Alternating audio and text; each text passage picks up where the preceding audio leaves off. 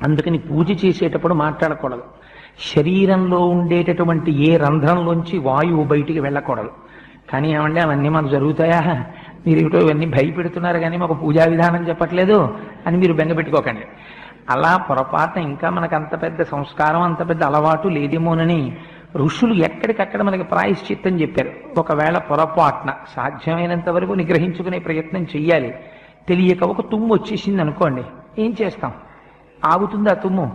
వచ్చింది, వస్తే యథార్థానికి ఏమిటంటే మీరు లేచి మళ్ళీ వెళ్ళి స్నానం చేసి వచ్చి మళ్ళీ పూజ చేసుకోవాలి.